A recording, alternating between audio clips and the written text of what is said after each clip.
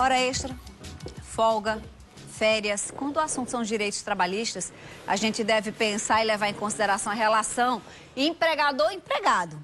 Esse assunto de hoje vai render muito, porque começam daqui a pouquinho, esse mês já, os famosos empregos temporários, fim de ano, eu já tô olhando decoração de Natal, minha gente. Já tava olhando umas almofadas ontem com tema de Natal. Enfim, muita gente vai conseguir emprego. Quais são os direitos dessas pessoas? Direito trabalhista é assunto de hoje na nossa roda de conversa com Sheila Sodré no Café com Direito.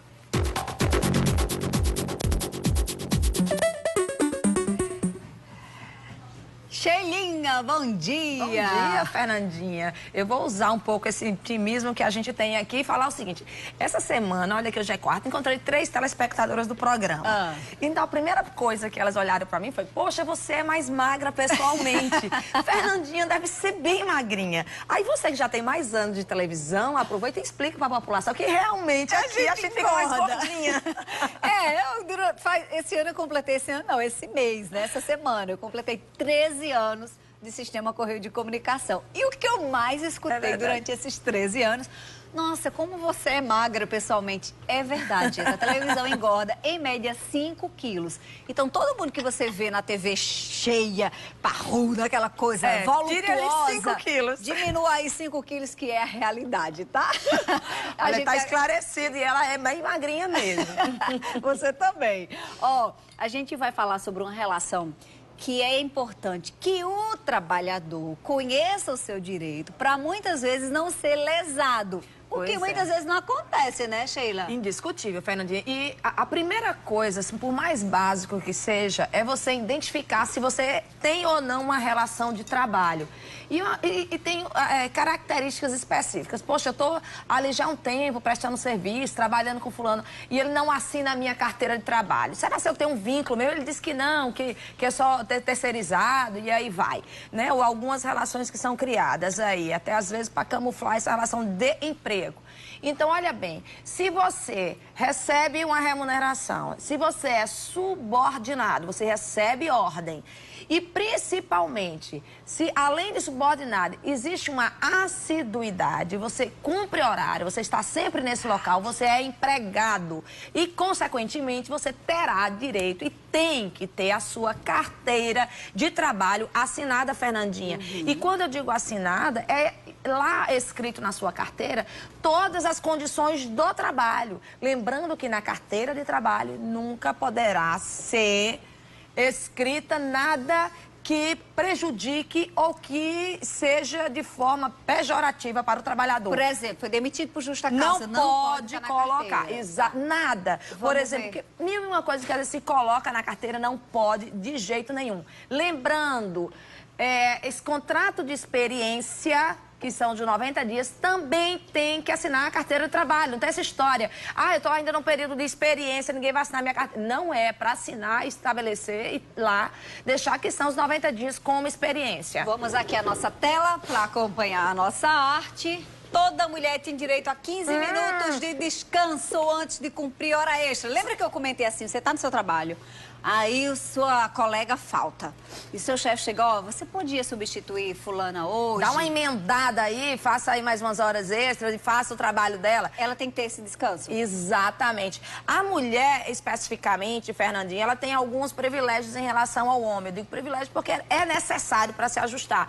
Dentre elas, esses 15 minutos de descanso antes das horas extras. Então, quem tem que conhecer é você, que vai ter que exigir esse direito. Então, você tem que conhecer que é necessário esses 15 minutos de descanso. Se for homem, não tem? Não, agora ele teria, homem, em relações, se fosse algum outro tipo de atividade. Algumas atividades específicas para homem, aí tem até os 20 minutos de descanso. Mas mulher, independente da atividade. Mulher, e o que a gente chama de menor aprendiz, que para o direito do trabalho é de 14, né? Então ali os 16, 17, também até os 18 anos, também tem esse direito dos 15 minutos se for fazer hora extra. Porque ele pode, se for em alguns casos específicos, Fernandinha. Trabalhadores com LE, né, a lesão por esforço repetitivo, podem ter direito à aposentadoria. Aquela aposentadoria por invalidez. Lembrando que também a LE ou outras doenças adquiridas em ambiente de trabalho, se você paga imposto de renda, você pode também ficar isento do imposto de renda.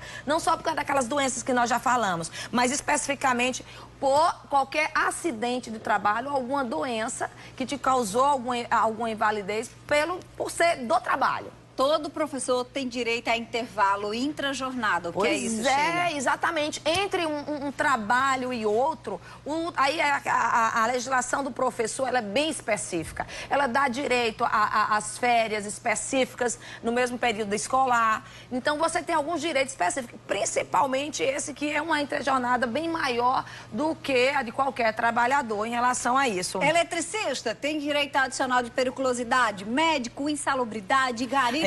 Aqui entre médicos e insalubridade, a gente entra médico, exatamente, mas não lembrou bem. E o gari. Isso, tem algumas atividades. A enfermeira, ela tem também. E aí você vai descobrindo dentro da tua atividade. Mexe com alguns trabalhos específicos, sim. E agora que esse adicional de periculosidade, ou às vezes de insalubridade, você tem que entender muito bem quais são os riscos que você sofre. Porque nós temos uma atividade, Fernandinha, que é interessante, que são aquelas pessoas que trabalham em ambientes muito frios. Câmaras frigoríficas que trabalham. Sabe aquela sessão de que às vezes você passa no supermercado frio, e não aguenta o frio? Então, tem uma legislação específica para isso. Agora, também com legislação, com tudo, que você, além de ter direito a essa periculosidade, você tem alguns intervalos de tempo em que você, para mudança do quente e do frio, né? Porque isso pode gerar doenças, assim, por exemplo, a cada 1h40 minutos, você tem que ter esses intervalos, se você for sair do quente para o frio, porque esse choque térmico, ao longo da prestação de serviço,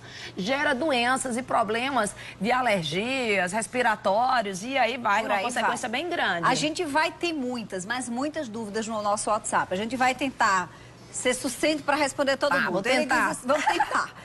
Oi, Fernandinha, bom dia. Gostaria de saber o seguinte, eu trabalho só nos finais de semana, ou seja, sexta, sábado e domingo, num shopping aqui de João Pessoa. Por mês, eu trabalho de 12 a 13 dias.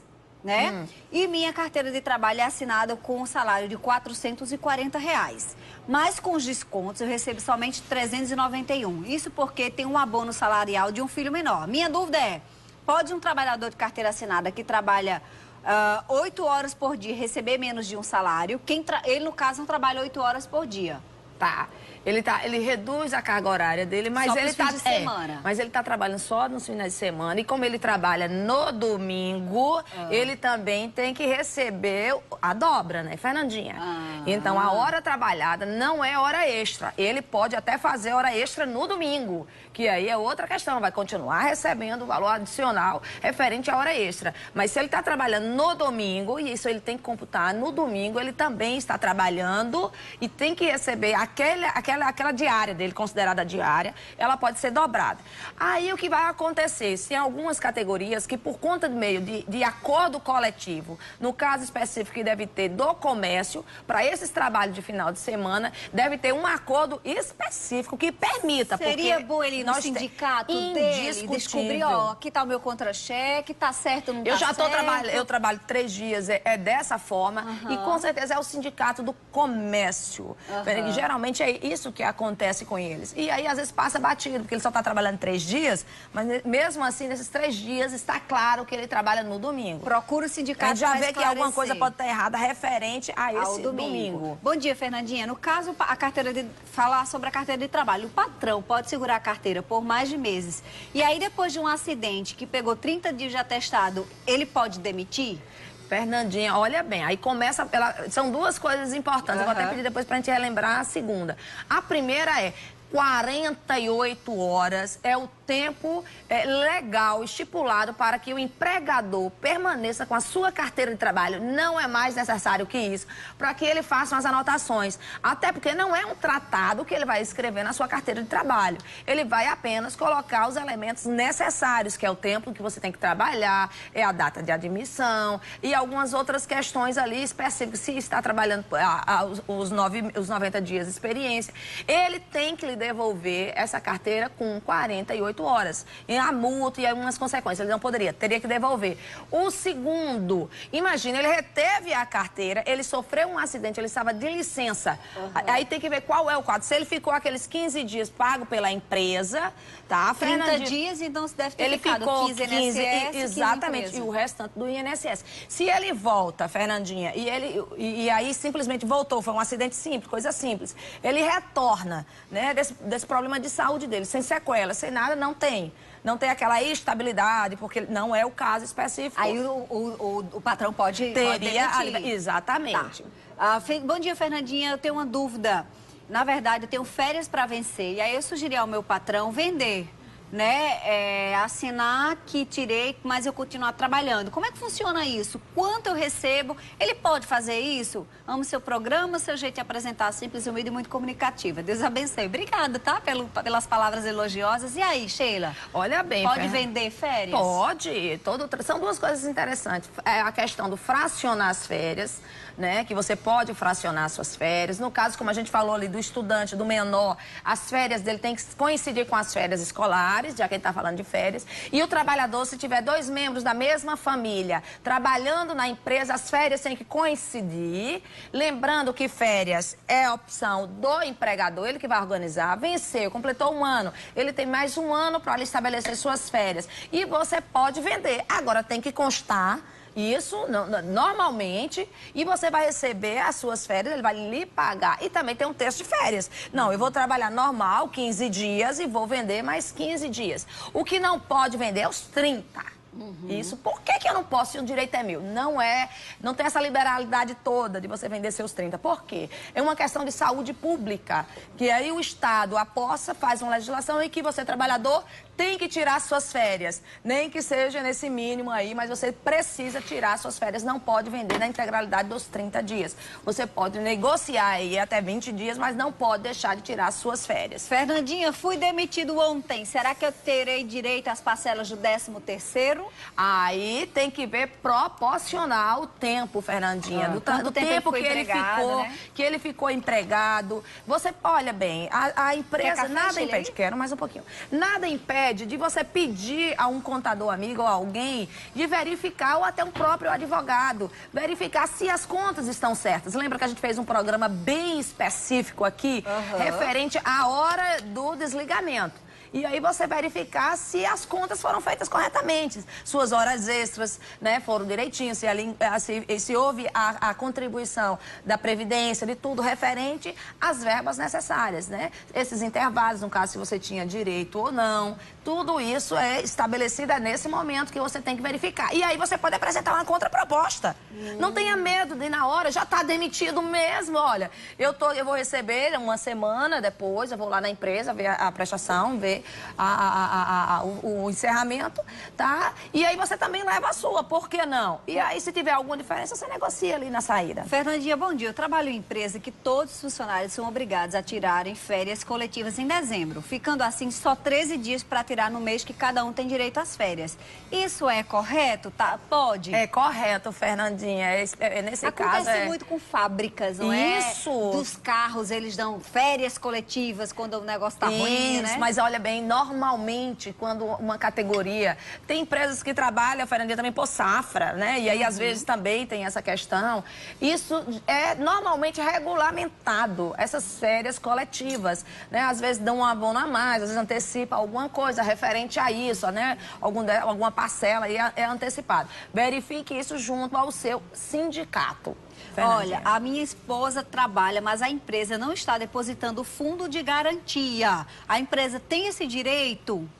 Olha, claro que não. A empresa, ela precisa, até porque você está perdendo a correção referente a esse fundo. Mesmo que ela pague os juros depois? Mas imagina, você, por qualquer motivo, a empresa tem uma falha, que é risco do empreendimento, e você está no prejuízo. Eu sempre brinco e comento com todo mundo, não custa nada, no dia, numa folga que você teve no mês, ou um feriado, ou alguma possibilidade que você teve, saiu antes do trabalho, pegue o seu extrato junto ao INSS, pega o seu extrato junto à Caixa Econômica e verifique se a empresa está realmente recolhendo. Se não, realmente é o Ministério Público. O que está acontecendo com você pode estar acontecendo com vários funcionários. O Ministério Público do Trabalho pode verificar, mas ele é obrigado a fazer o depósito. Vou voltar no próximo bloco falando sobre isso e vou deixar uma dúvida, Sheila. Trabalho 8 anos em casa de família e ganhei bebê. Quero fazer um acordo com a minha patroa. Esse acordo pode ser feito porque eu quero sair e cuidar da minha filha. E o que é que eu tenho direito quando eu fizer esse acordo? Assunto para o próximo bloco. Muita gente ligando. Eu não tenho como atender a ligação, nem ouvir. Tá ouvindo aqui o telefone vibrando? Não liga, amiga e amigo, que eu não tenho como te atender, nem ouvir os áudios. Escreva a pergunta que eu tô tentando agilizar aqui com Sheila, tá? Próximo bloco tem muito mais. 991050400. A gente continua tomando um cafezinho e esclarecendo mais sobre o seu direito.